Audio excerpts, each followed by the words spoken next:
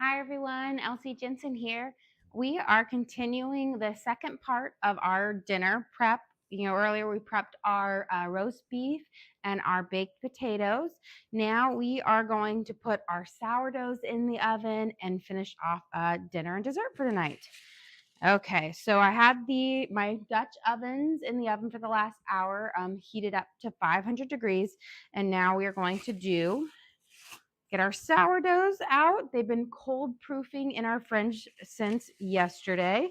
This first one is our specialty loaf, which is Gruyere cheese with black pepper and fresh thyme. And let's score it, and we'll put it in our hot Dutch oven. So we'll get a nice, I always like to do kind of the square one on our the circle loaves. I just always feel like it turns out so pretty. And then we'll do some slits around. And again, this is our specialty loaf, and I can already tell you that this one is doing much better than the last one that accidentally got a little bit frozen and did not cook up well. So, beautiful.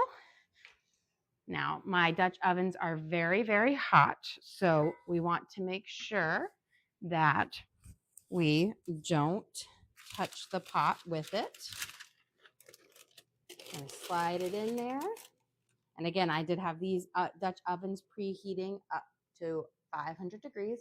I'm going to put the lid on, try to trap in as much heat and moisture. And then this is our traditional loaf. Now we're going to put it out on our parchment paper. Beautiful. And we're going to make a nice kind of seam down the middle, or kind of the side. And then we'll do our little pretty kind of wheat leaf. And then I'm going to open up my oval Dutch oven, which is really good for the loaves. And we'll pop it in here. Beautiful. We're going to put our lid on, and we're going to go put these guys in the oven.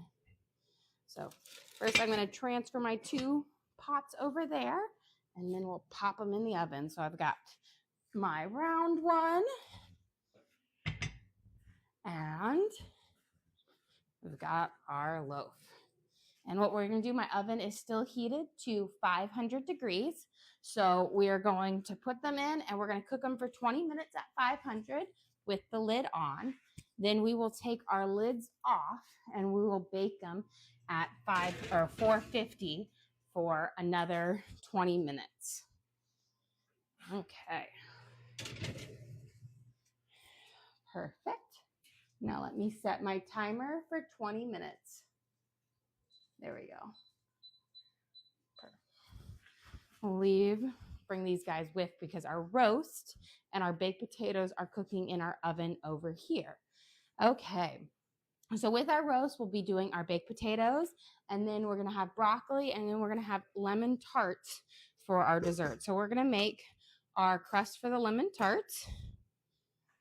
We're going to do a butter crust first. So we're going to use 2 cups of all-purpose flour. And this is like the same butter crust that I used for like my Guinness pub pie that we made the other day. It's the great. Okay, so we've got 2 cups of all-purpose flour. I'm going to put this over here because we'll need a little bit more for dusting in just a second. And then we need about a teaspoon of salt. I'm just going to eyeball it here. And then I'm going to take my pastry cutter and just give it a nice little mix to make sure the salt gets evenly dispersed. And then I just took this butter right out of the fridge, so it's nice and hard. And we're going to, first I'm going to kind of cube it into the flour, and then we're going to use our pastry cutter to cut it into it to make our crust. So we're going to cut down, and then I'm just going to kind of cut little bits into it. This will make it a little bit easier for when my when I go through with the pastry cutter. Now you could always do it with a food processor if you wanted to, but I find that it really doesn't take all that long to, for small batches to make the pie crust, like, using your, pastry cutter. I think it's more of a hassle to like pull out your, you know, food processor, get everything out, and then you got to clean it after you use it. Okay, so we have 1 stick of butter in here, so half a cup. And then I'm just going to use my pastry cutters and we're going to cut it into our flour until we have no pieces bigger than the size of a pea. And this is going to make our lovely pie crust for they're like mini pies. So it's like a little tart. And then we'll make our lemon curd, but I always say they're lemon tarts, but truly they're actually like a lemon and lime because I add a bit of lime juice and lime zest to it as well. And it just cuts through the sweetness of it. And I think it just brings them up. This is one of my husband's favorite desserts, and he absolutely loves it. And it's actually like a recipe from his grandmother. And I've just kind of tweaked it a little bit over time, but it is delicious and super simple. The ingredients are super simple. It's always a little bit of a pain to cut out all of the little pie shells, but it's worth it. This is what I always make him on his birthday and on Father's Day. So we've got a nice little shag going, and I'm just going to pop out any butter that's stuck between my blades. Not much. Perfect. And we'll just cut those up. And then we're going to add about 8 tablespoons of water to our crust. And we'll mix it together, and then we'll be ready to roll it out and start cutting. Okay. Beautiful. So here we have all of our pieces. Oh, I'm sorry, Bruni. There's nothing bigger than a pea, which is what we want. Now I'm going to get 8 tablespoons of water, and I'm just going to do it in here because there's 15 milliliters in a tablespoon. So I need about like 110, but we're going to add it in slowly. You don't want to add it in too fast because you don't want it to come together, and you want to use a fork in the beginning to kind of stir it in. Now, sometimes you need a little bit more. You just kind of have to see how it holds together at the end, but you don't want to add too much water. So I'm just stirring it until like larger clumps form. There we go. Pour a little around here. And this is going to be for our lemon lime tarts, which will be great kind of little side, dessert for the roast beef and the baked potatoes. Okay. Let's see how this is holding together. Beautiful. Let's grab my pastry mat out here. So we'll just make rolling out a little bit easier when I want to get them off the counter to put in our pie, our little muffin tin. And I've got my heavy duty rolling pin. If you haven't invested in a rolling pin yet, get a marble rolling pin. I absolutely love the heft behind it. Okay, so we've got a nice it looks really dry, but we're going to be mixing it together now. Once we do kind of our presses and fold into it, I'm going to see how it's holding together and if we need to add a bit more water or not. You can add up to about 10 tablespoons, but you don't really want to add more than that. So what I'm doing is I'm just kind of pushing it into itself, and this is going to kind of create the nice flaky layers in the tart crust. You don't want to work it like Play-Doh because you don't want a tough crust. You want a nice flaky crust. So we're just kind of folding it into itself and pushing the butter, essentially creating those nice layers. And you see how it's coming together really, really nicely. And all that kind of dry flour shag is pretty much gone. View. Perfect. Nice fold into it, which is really, really key. I always say don't knead it like it's like Play-Doh. Just simply fold over and press. This is like the same when I say when you're making biscuits or scones.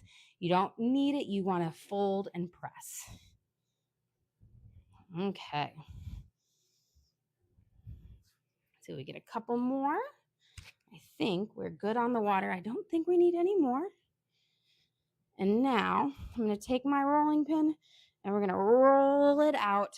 And then we're going to kind of cut out our crusts and place them in our muffin tins. So we have mini muffin tins, and I have a circle cookie cutter to make it easier. I used to like press the dough in, but it can be like a bit tiresome to press it into like, 48 different shapes.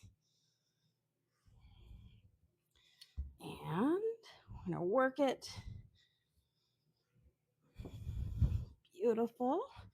But a nice little heft. This is where I love the marble, because you can really push it down and work it.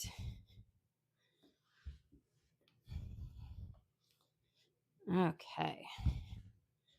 So I'm going to work with some of my area, and we'll start cutting them out and adding them in. And then I'll roll out this area a little bit thinner. So let me grab my first set of muffin tins.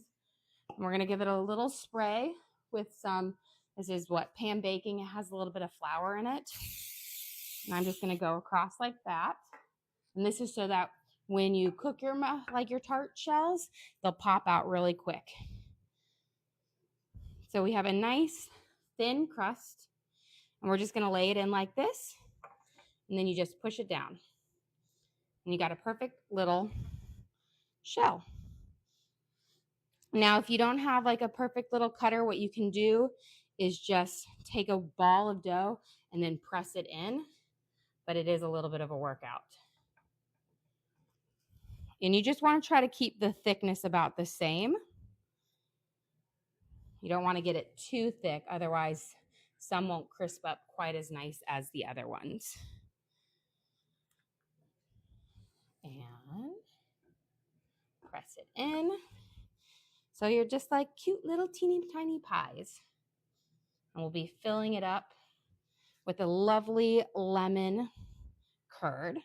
I always thought, I'm like, oh, wouldn't this be just great if it was one big pie?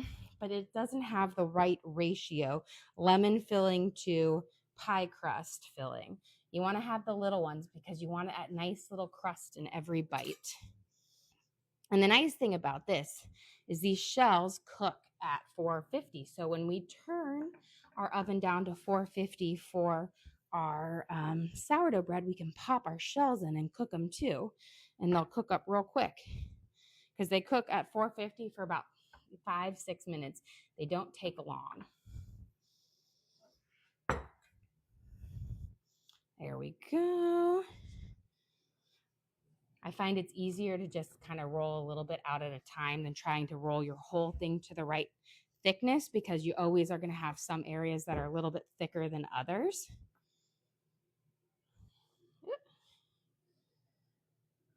And easy peasy. Nice little roll. Got one more to push in over here, and we'll have our first tray, our first dozen of the lemon tart shells done. And sometimes, I think one time, the biggest batch I made of these, I think like I want to say it was like an 80 batch. There were so many of them, and they were gone in like a day. That's like the sad thing, is people will take them and then they just pop them in their mouth and they're gone so fast. Okay, let's push this together. We've got one done. 200 more to go. I'm joking. But it is a delicious, if you love like lemon meringue pie, this is, it's like essentially that without the meringue filling on it. I've always thought about doing like, see if I could do mini lemon meringue pies. I thought that would be so cute. And you could just pipe on that little meringue crust on several of them. you know, little cute. That would be so cute for a little like Easter brunch. Here we go. And let's get our next shell. These, it's so funny. I got these every like year at like, you know, Christmas time. You can buy like mini muffin things and they have like all the Christmas like cookie decorating stuff in them. So I'm like, oh, every year I inherit more mini muffin pans, which are great, especially when you do making like your own gingerbread decorating houses. And you can just fill them up with all the little toppings in there. It's like great. Okay, let's roll this guy out. And in just a second, we're going to check on our roast and see what its temperature is, because the roast you want to take out and you want to set for about 20 to 30 minutes after it's cooking. That's going to seal in all the juices. So it will be ready before our bread is ready, which is perfect because we want to be able to eat everything at the right time. Let's push these guys. And now the original, when I was originally taught this recipe, they used a shortening crust, which it was great. But once I switched to doing butter crust, I can't go back. Like shortening, it was great, but the butter crust really like brings it kind of, it just makes it much nicer.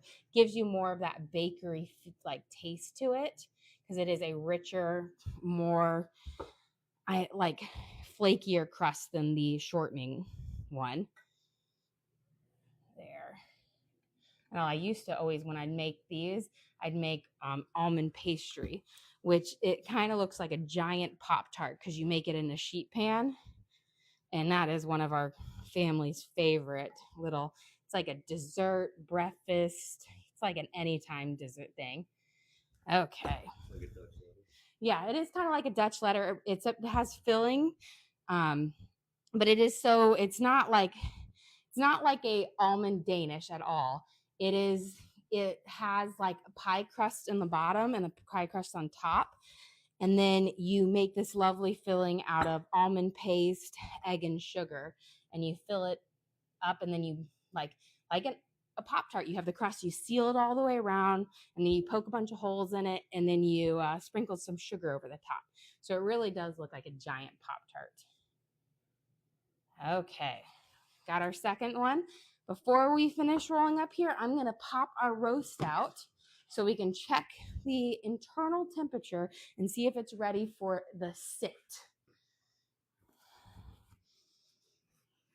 So I've got it cooking here. Here's our beautiful roast beef. If you weren't with us during our prep stream about an hour or so ago, we took this as a bottom round roast, which is like your cheapest kind of roast cut that you can get. And we minced up some fresh garlic. We rubbed olive oil over, put that fresh garlic on it. Then we put pepper, thyme, and rosemary. It looks like we are at about a perfect temperature. Okay, let me check over here. I always want to check over in two spots because sometimes you can have one spot that's hotter than the other. Good. You're looking for about a 140 for a medium. So we've got right now we've got a 139, and that's perfect. So I'm going to just push it up to the top. We're going to let it sit. Where's my oven mitts? Because this is nice and hot. And I don't want it to burn me. Okay. We're going to let it sit there. We're not going to cut into it for at least 30 minutes because you want the juices to step in. I'm just turning up for our baked potatoes in here. You don't want to cut into it for a hot minute because the juices need to seal inside it and give you that delicious, like moist flavor. If you cut into it early or you cut into it right away, your meat will get really, really dry, and you don't want that. Okay, let's finish rolling out these crusts, and then we can make the curd, and we'll prep the broccoli, and we'll have dinner in no time. Okay, so I've got it here. We're going to roll it out into a nice thin sheet. And beautiful. I will say, if you've ever worked with pie crust, it's a really good workout. You know, it's why they do it. You have to work out to eat it, so it justifies eating the little pies. Okay, pinch that together. Let's get our next sheet. Give it a good spray. And this is just so that when they cook, they'll pop out really nicely. And you don't have to worry about them getting stuck because they are kind of fragile. And this should make about 48 pie shells. Now there's always typically a little bit of dough left over, but by the time we get to 48, I'm like, I'm done. And then we'll make our delicious curd, which is super simple. But again, the secret ingredient is adding a little bit of lime juice and lime zest. It kind of cuts down on the overall tartness. But if you always could use this as a butter crust, so if you always wanted to do like a savory little pie, you could totally do that with this. Cut it down. And beautiful. It's like we've had so many kind of heavy desserts recently because we kind of did our Irish theme and then the winter. This is just a nice, really bright dessert, which I'm excited for. We've been having some, like in Tennessee, I will say the weather here is so wonky in the spring. You go from like having a 70, 80 degree day to having a like 20 degree day to having a 80 degree. It goes back and forth so much. And it's like, I'm ready for spring. Don't be cold. We had a little cold spell these last 2 days. And I'm like, I am not ready for this. I want to be able to turn my heat off completely and enjoy being outside. I really want to start my garden. Last week we were on spring break with the kids and I was like, you know what? Maybe I should plant it. I think we're good. I don't think we're going to get another frost. And literally like 2 days later, we got a frost.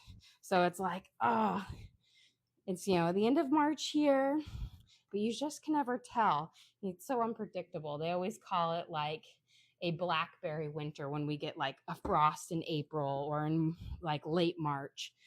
And I'm ready. I told my husband, I said, you know what? Why don't we put the toboggans away?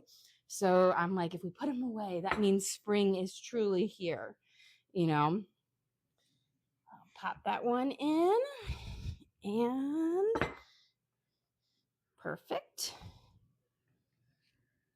And now we just have one more little tray out. You see, if you had a little small crowd you needed to feed, these would be a perfect little, mini dessert that you could do. And perfect time. We're almost done. So let's go grab and take the lids off of our sourdoughs and we'll turn it down to 450, which will be great to pop our shells in. Okay. Let me push OK. My timer here won't stop until.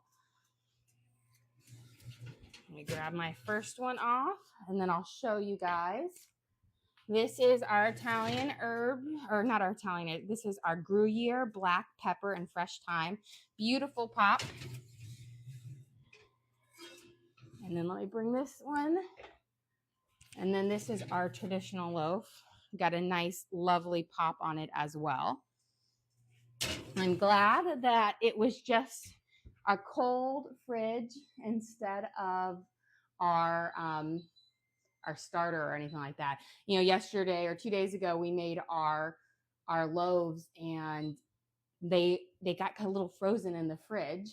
I'm just changing my temperature here to 450 because perfect. But I took them out and we were about to bake it and I noticed little frost crystals on the top of my loaf and I was like, oh, I don't know if this will turn out because it will take too long to kind of rise. And I baked it up anyways, and it did not turn out. It was so dense. One was like, okay, it was a little dense, but definitely like still good and edible. But our like specialty one, which was Italian herbs and cheese, it was a total loss. It was like a dense rock. And now I was like, and now I know I'm not going to put it out in my outside fridge. It's typically where we keep it's our drink fridge. And it gets it's an older fridge, so it has the freezer on the top, and it gets a little bit frosty. You know, it always freezes a couple drinks that stay in there too long. Well, not good for sourdoughs. So if anybody is doing their sourdough journey, just know you don't want your fridge to be too cold, because if it is, your bread won't pop and all your hard work will be wasted. So make sure you have a nice, even temperature, good, like 37, 38 degrees on there. That's typically what freezer or refrigerators are kept at. Okay. And let's get these in there, and so we can bake them up, and then we can make our curd. This is why I always say, I'm like, it's so much work to make this. But it actually, if you time it when you're doing dinner prep, anything like this, we'll get this all done while we have to be here anyways to cook dinner. So it's kind of, it's kind of nice. I always try to time everything so that when I'm in the kitchen, I'm active and getting everything done.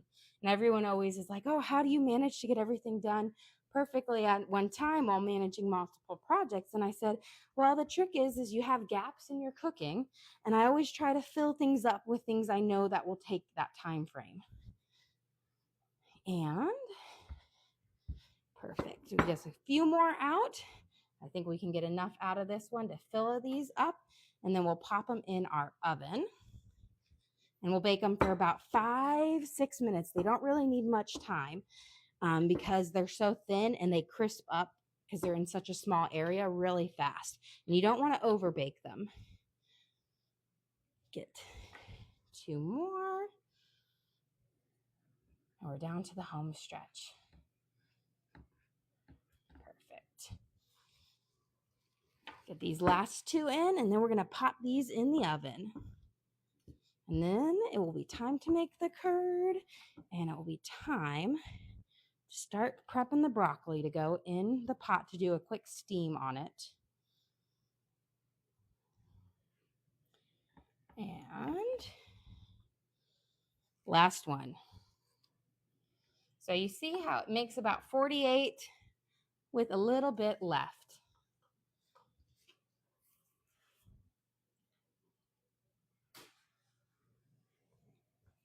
Let's go pop these in the oven.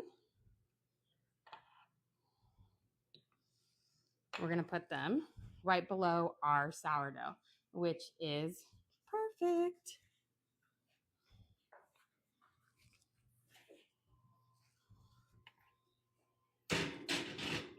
Slide these in there.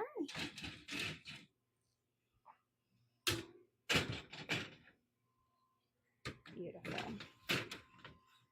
And I'm going to check my watch. So 5 minutes, we'll go and check over there. But now we're going to make the curd. So let me get our mat out of the way, and let's get ready for the good stuff. Make sure my rolling pin doesn't fall off. Okay, we need our little sauce pot here. And we are going to take 1.5 cups of water and 1.5 cups of sugar. So let's get the water here. We'll fill it up. And this is going to start, we're going to use the water and cornstarch and sugar, and we're going to whisk it together until it gets really thick. And that's going to be the base of our lemon curd. Then we'll add in some yolks to truly make it a curd. So 1.5 cups of water with 1.5 cups of sugar. So 1 and I want to make sure, there we go, half cups. And then we need 7 tablespoons of cornstarch. And this is going to be what's going to really thicken it up. So hopefully we do. And you want tablespoons. So 1, 2, 3, 4, 5, 6, and 7. Yeah, a little messy there. Everyone always says, I'm a little messy. But that's because we got to do a bunch of things at one time. There we go. So I'm going to wipe this up because I don't want the cornstarch to burn on my burner when I turn it on, because then that will just start to smoke. So I'm going to start it on about a 7. And then I'm going to use a spoon. You don't need a whisk. You just use a spoon to stir it up. And we're just going to, you see how the cornstarch and everything is going to be dissolving? And in the beginning, you don't have to stir it so much, but once it starts to thicken, you need to stir it constantly. So I'm just mixing right now until everything is kind of got a nice dissolve on it. And then in like a minute or 2 minutes, we'll need to stir it a little more vigorously. But while we're doing that, let's prep the lemon juice and the zest and our yolks. So we need 3 yolks. So we're going to separate our eggs. We'll put the yolks in one and the whites in the other. Now, I'm not going to be saving these whites, but if you wanted to save them for another recipe or make an omelet out of, go right ahead. And I always say, I'm like, oh, I should always make like macaroons next after I use something that uses just the yolks. But macaroons are such a intense like there's a lot of work in it, and I have never been truly successful with macaroons. I've had pretty good ones, but I've always had like, oh, it's, a little bit off. The crazy thing is, the first time I got all this stuff to make macaroons, I was so excited. I was going to do it. And I think I had a class. I was doing my doc program and I had an evening class. And my husband decided to make them. And my husband is not a chef and by any means barely can, make himself toast. Well, he decided he was going to make macaroons with the kids while I was at school. And they turned out amazing. And this is a guy who doesn't know what stiff peaks is or whatnot. They turned out absolutely perfect. They were so good that I was certain that he had bought them from a bakery and that he did not make them like they had the right crust on them. They weren't flat. He made lemon macaroons and they were amazing. And I was like, oh, well, they must be easy to make. I made them. Total fail. Made them again. Failed. Made them a third time. Failed. So then I was like, show me how you made it. He makes them again. Perfect. And I'm like, I have no idea why they just turned out perfect for him, but not for me. So I have yet to try macaroons again after my several attempts to do it.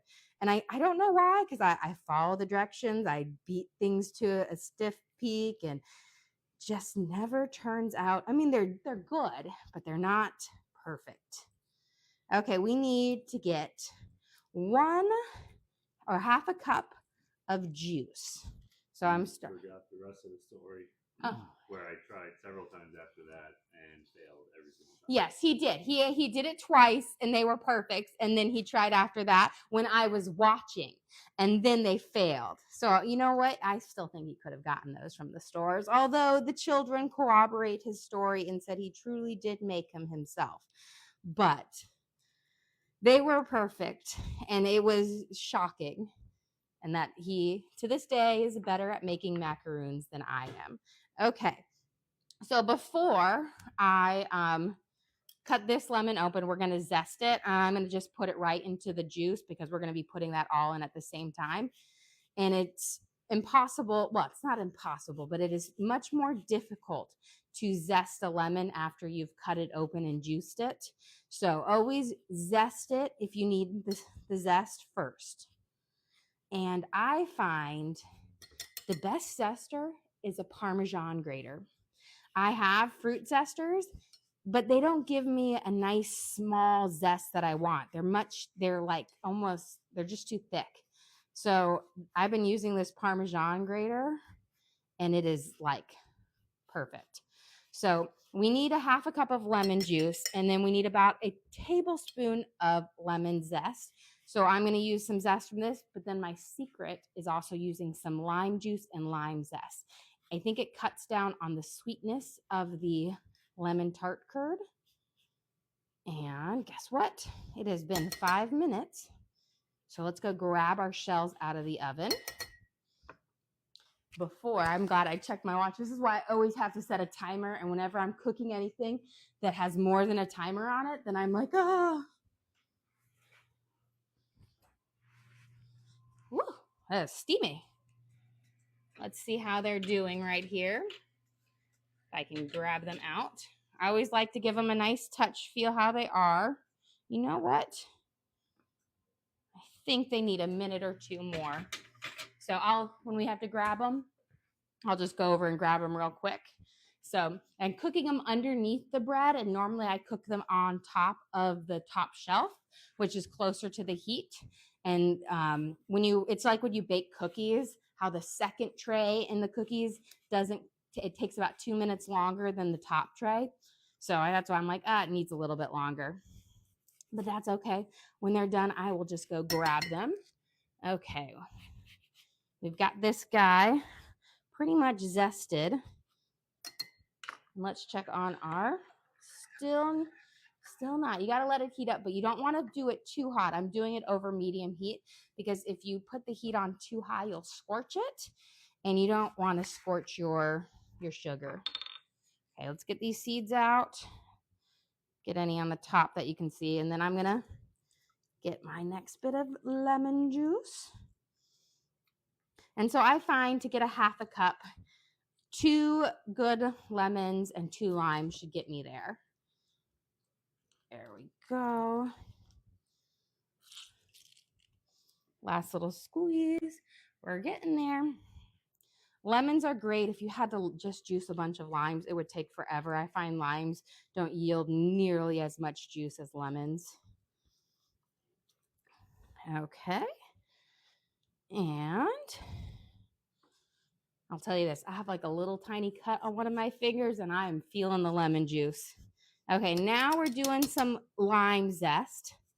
And I love the taste that lime gives to this, and I love the nice green little specks in the curd. I think it just makes it a little bit more pretty. Okay. There we go. We don't need too terrible much of it because a little bit of lime zest actually goes quite a long way. Okay, now let's juice these limes. Nice thing about limes, though, is they rarely have seeds in them. And there we go. I will say, if you're in the route for looking for a juicer and you're not doing like full on, this little guy, like a wooden one like this, where you got to use your own hand muscles, but it works great. I've used so many different ones. I've used the press ones where you put a half one in and you squeeze it. I've broken like 3 of those. So they never really work. Okay. I'm going to go grab those shells, but I won't make you guys come along with me. It'll take me 2 seconds to grab them. Get my little oven mitts on. And then I'm just going to spread these out so I can put them on top of there, since I don't have enough oven mitts or trivets.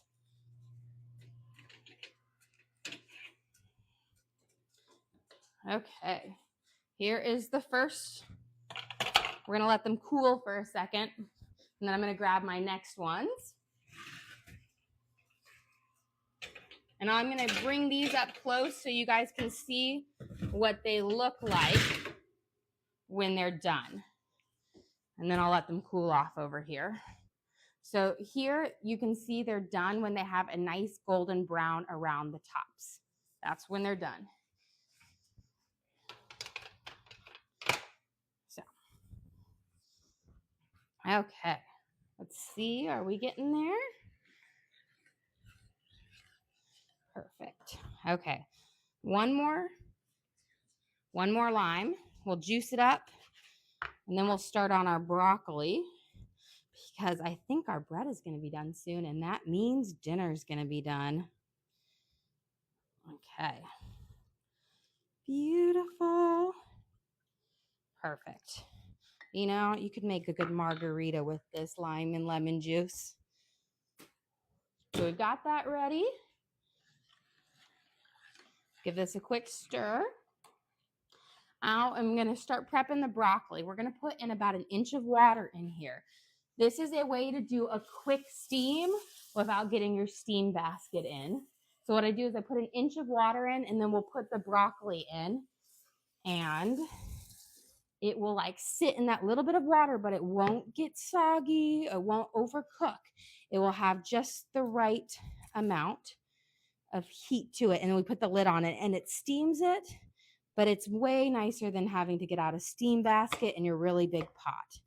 So I'm just going to take 2 heads of broccoli. I'm going to cut off in here so we have some nice, easy pieces. There we go.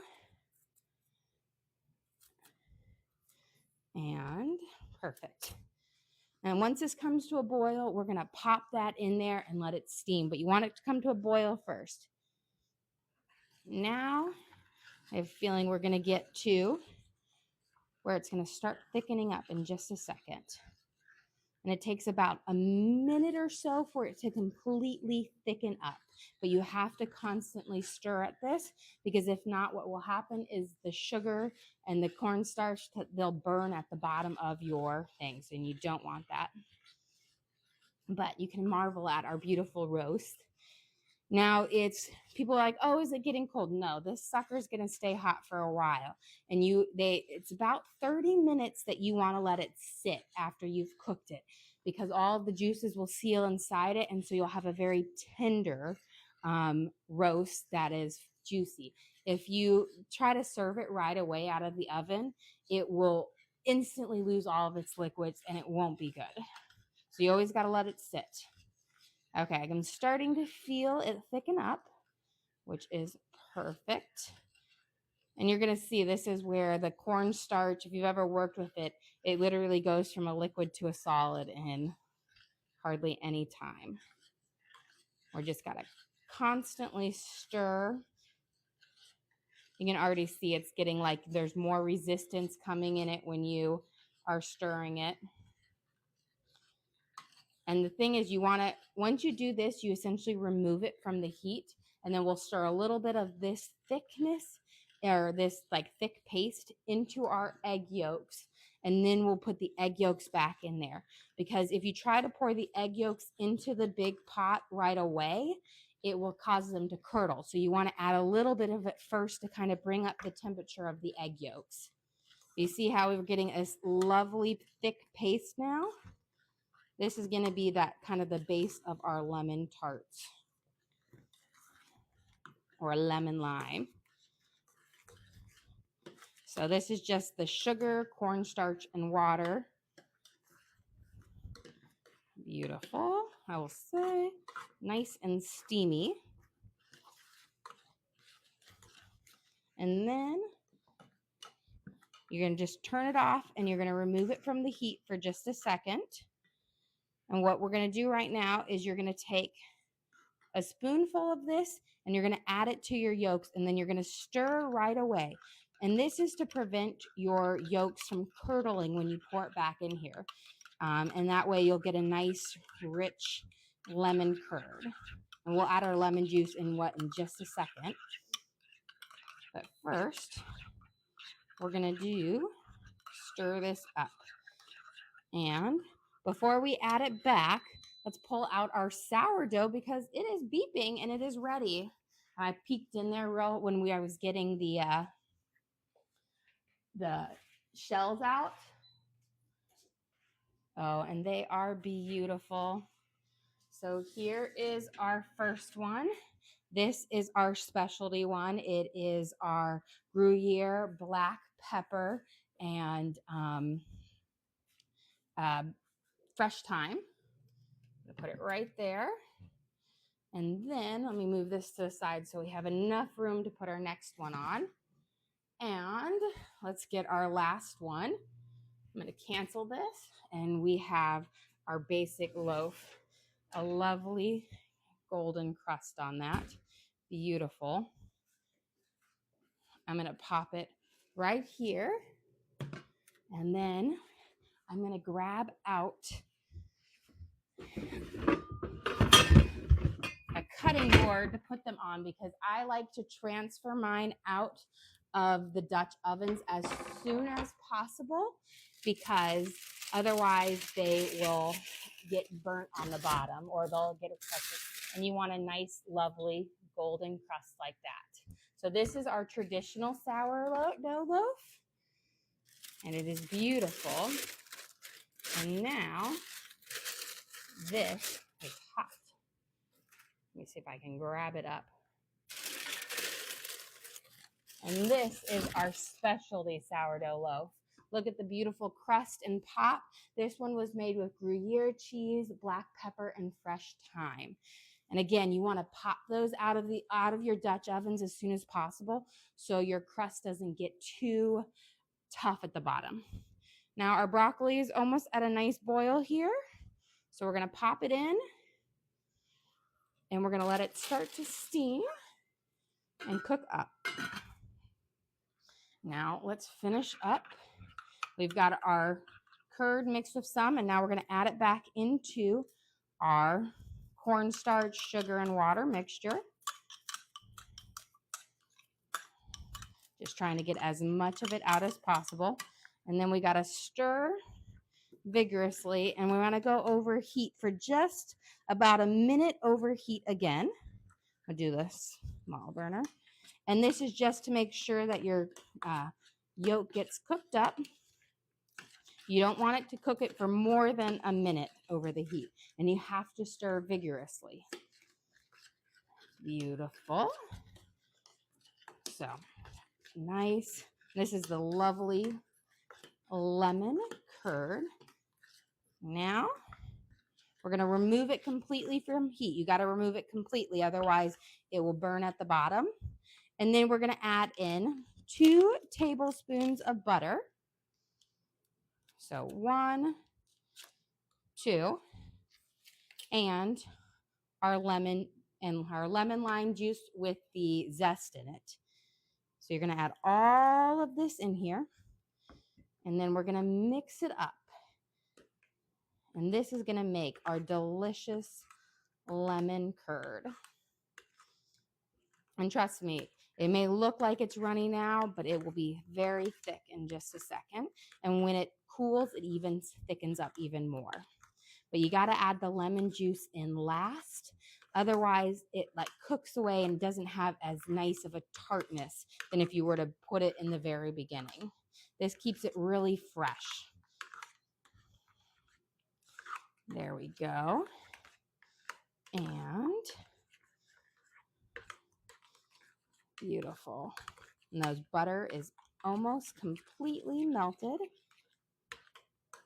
And this is our beautiful lemon and lime curd that we'll now fill up our pie shells with.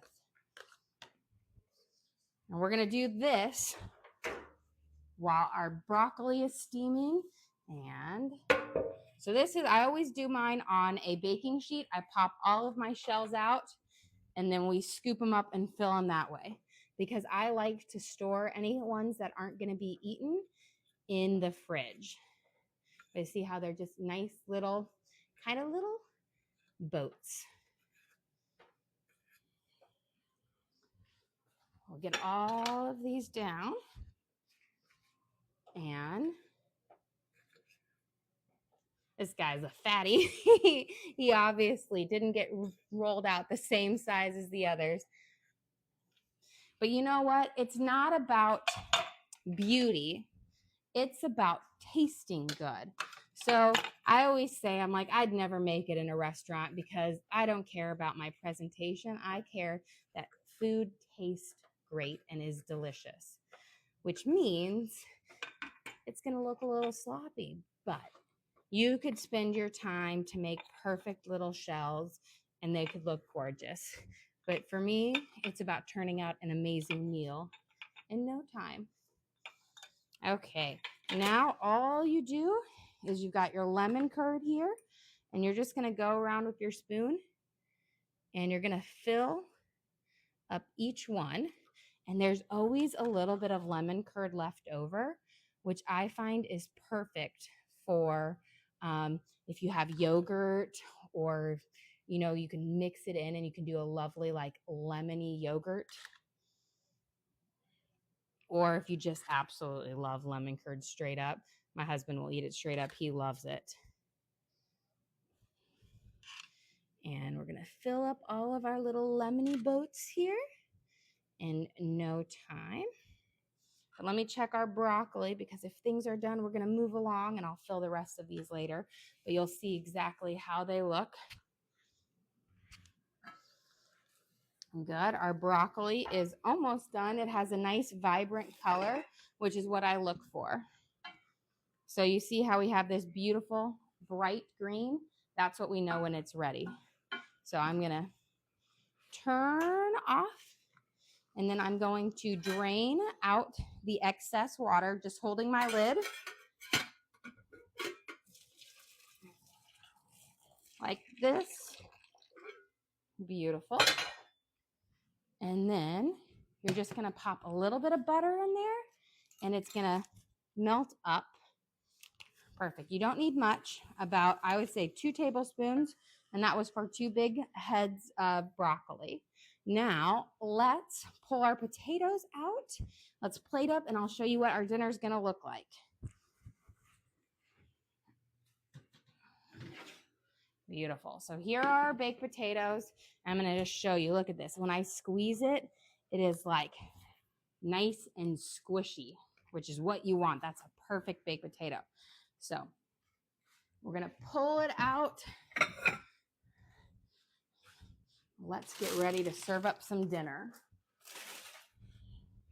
We've got some chives right here. So I'm going to do a quick chop on our chives because I love to top our baked potatoes off with a little bit of chives. Gives you that nice sour cream, butter, baked potato, delicious. Perfect. So we've got them in our little bowl here. Now, let me clean this off. And we're going to multitask. Whenever I say cut a roast, put it inside our thing. And now I'm going to pick up our roast and we're going to carve it. And then we're going to be ready for some dinner. Beautiful. I'm going to carve a couple slices here. See, look at this, beautiful. So our ends are going to be more medium. And as you cut to the center, you're going to have a nice pink. And they'll be a little bit closer to a medium rare. Look at that beautiful pink. Okay, I'm just going to cut 2 slices off. Let's grab our sour cream for our potatoes. Okay. Let's grab our potato. We're going to plate it up. So here is our beautiful baked potato. You see how moist it is? And then you see that nice crust at the bottom. That's because we cooked it with a little bit of butter and salt. So we're going to cut open our potato. See how nice and moist and tender in there? I'll say it is the best served this way. We're going to put a little bit of nice soft butter in our potato, a nice dollop of sour cream, and of course, we'll top it off with some beautiful chives. Then we're going to have our beautiful roast. This is our lovely roast beef. We'll put in there two nice cuts of roast beef. And last but not least, we have our broccoli here. So our perfect baked potato, our roast beef, we use the bottom round, and a lovely baked potato, which we will serve up with our traditional sourdough and our specialty loaf, which is gruyere, black pepper, and fresh thyme. And of course, for dessert, we will finish it with a beautiful lemon tart. Well, guys, thank you so much for joining us here today. We had quite an adventure. This is a great meal that you could cook on a Sunday or a weekend. Don't forget to like and subscribe. Also, feel free to message or comment us if you have any recipes you'd like to try or any cooking questions. We'd love to answer them. But I just love to show you guys how to cook, how you guys can make a fabulous meal with not having great, you don't have to be a chef. You don't have to be, Gordon Ramsay. You can make delicious food in your home as well. Well, guys, thank you so much for joining us. Don't forget to like and subscribe.